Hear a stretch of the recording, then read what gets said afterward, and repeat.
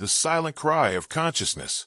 We live in a paradoxical time, surrounded by noise, but plunged into emptiness. The modern mind is suffocated by notifications, opinions, and excessive information, but lacking presence, inner silence. Silence today is rare. Disconnecting became almost a revolutionary act. Thinking with autonomy then became subversive.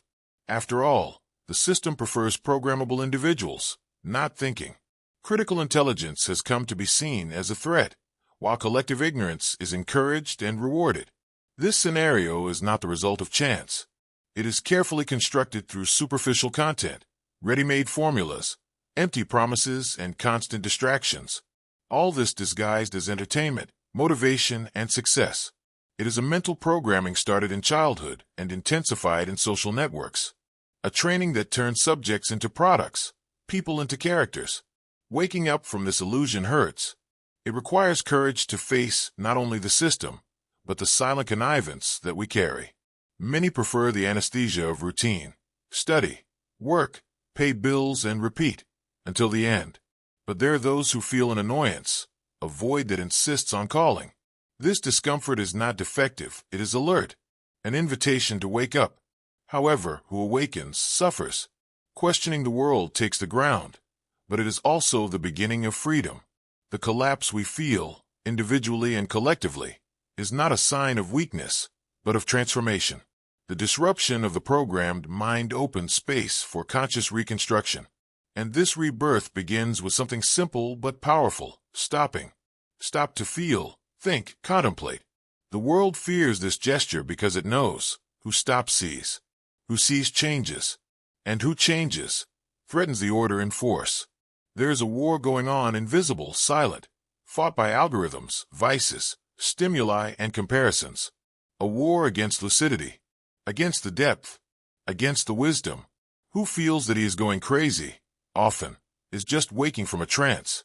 It is beginning to disconnect from the imposed character and listen to its own soul. And then comes the essential question: who are you really? What ideas, fears, and beliefs are yours, and which have been imposed? Many live a lifetime without ever asking themselves this question. Identity is built with pieces of others: parents, school, media, religion. When everything collapses, those who have no internal root collapse. The crisis, however, is the portal of self-knowledge. Living in an authentic way requires courage.